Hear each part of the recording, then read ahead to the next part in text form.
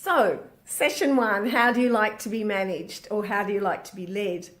One of the key things is understanding the difference between someone who likes to work autonomously. They still need to hold a certain amount of accountability and responsibility.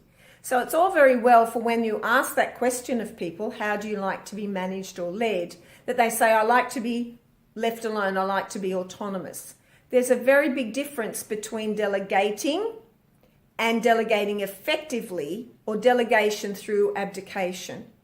Delegating effectively means allowing for people to and encouraging people to be autonomous. However, there still needs to be some set times of checking in. So how often do you set up a time to check in with your team? I'll share a story with you. I've got lots of them. So this one particular manager, he was going crazy because this particular team member wanted to touch base with him all the time. You know, every half an hour wanted to tell him what was happening. So this team member obviously needed lots of validation about how they were going. So I said to the particular manager, I said, what about if you said to the team member, what about we touch base every morning at 10 o'clock for 20 minutes and every afternoon at 2 o'clock for 20 minutes. And this manager said, I don't want to see that person that often. I said, no, just wait. So he said, okay, he agreed to this strategy. So off he went and he spoke to the gentleman who's concerned and said, what about we meet every morning at 10 o'clock for 20 minutes and every afternoon at 2 o'clock for 20 minutes. So the day came and they met for 20 minutes in the morning. And the team member said, look, I'll be fine if we just catch up each morning.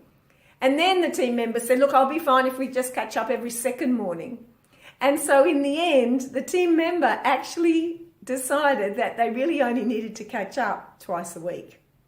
So sometimes you've got to work out what's the underlying motivation for your team member to actually want to spend time with you. That's very different to every team member really wanting time with you, because part of your job as a leader is to give your time. So how do you then manage your own time?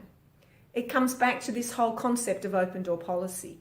Open door policy doesn't mean that anybody can come in at any time, because for you it's really important that time is also respected, not only by your team members, also by yourself. So have a look at your calendar, work out where it is in your week that you want to actually go and give yourself some time out, because that's really important.